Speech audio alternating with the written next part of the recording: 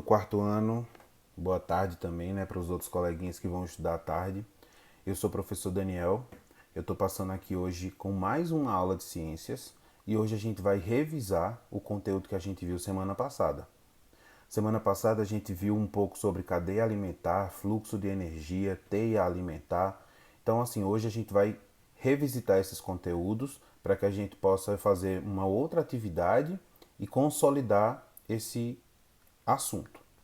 Então, para que a gente comece a entender, os termos cadeia e teia alimentar, eles são utilizados para representar as relações de alimentação que ocorrem em um determinado ecossistema e permitem identificar o fluxo de energia. Mas o que é isso, professor, que o senhor acabou de falar?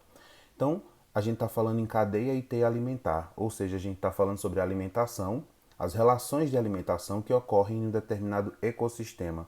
Ecossistema é o local onde os animais vivem, a natureza, é o lugar onde tem vida. A identificação do fluxo de energia se dá porque a gente viu que o sol alimenta as plantas e assim a energia que ele produz na planta vai sendo repassada e a energia e os nutrientes vão sendo repassados para os outros animais que forem se alimentando daquela planta, depois os outros animais maiores que se alimentam de quem se alimentou daquela planta e assim segue a cadeia e a teia alimentar. Então, para entender o funcionamento de qualquer um ecossistema, é essencial compreender as relações de alimentação que nele ocorrem.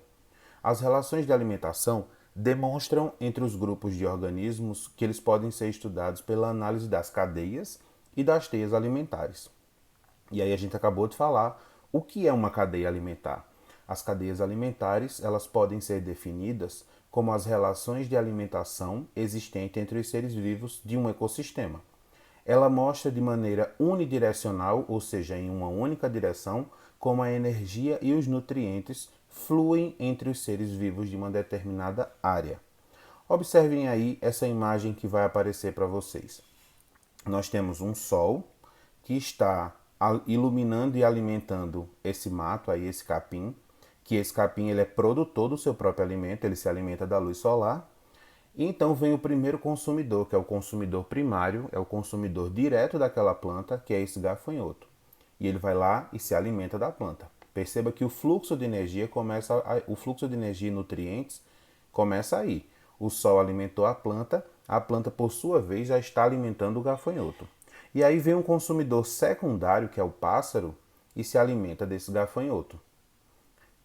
A cobra, por sua vez, se alimenta do pássaro e a coruja se alimenta da cobra. Então nós temos o gafanhoto como consumidor primário, o pássaro como um consumidor secundário, a cobra o consumidor terciário e o consumidor quaternário é a coruja. Para por aí? Não. Se outro consumidor maior do que a coruja vier, pode também se alimentar dela. Isso é uma cadeia alimentar. Perceba que está se organizando em primário, secundário, terciário, quaternário. Isso lembra um pouco matemática. Isso lembra números ordinais, primeiro, segundo, terceiro, quarto, e é bem isso mesmo. Os seres vivos de uma cadeia alimentar, eles podem ser classificados em três níveis básicos. São os produtores, os consumidores e os decompositores. Os produtores, como o próprio nome diz, são organismos produtores do próprio alimento. A gente viu na aula passada que eles são considerados os seres vivos autótrofos. Como as plantas, nós temos as algas, algumas bactérias, esses são seres vivos capazes de produzir o seu próprio alimento. O segundo nível básico que a gente pode classificar na cadeia alimentar são os consumidores. Já os consumidores, diferente dos produtores, eles não produzem o seu próprio alimento, ou seja, são heterotróficos. Os consumidores, eles são classificados como primário, quando eles se alimentam dos produtores básicos, de secundários, quando eles se alimentam dos primários, de terciário, quando se alimentam dos secundários e assim sucessivamente. É importante salientar que não existem cadeias com muitos níveis, pois a cadeia chega a um fim em que a energia e a matéria se perdem. E é aí onde aparecem os decompositores. Os decompositores, eles englobam todos os organismos que fazem a decomposição, ou seja, é um processo essencial para a reciclagem da matéria orgânica. Nesse processo, os nutrientes eles tornam-se disponíveis novamente no ambiente. Os decompositores eles atuam em todos os organismos após a sua morte e por isso normalmente eles não são representados nos esquemas de cadeia alimentar. Nós já vimos o que é e como se caracteriza uma cadeia alimentar, mas qual é a diferença entre cadeia alimentar e teia alimentar?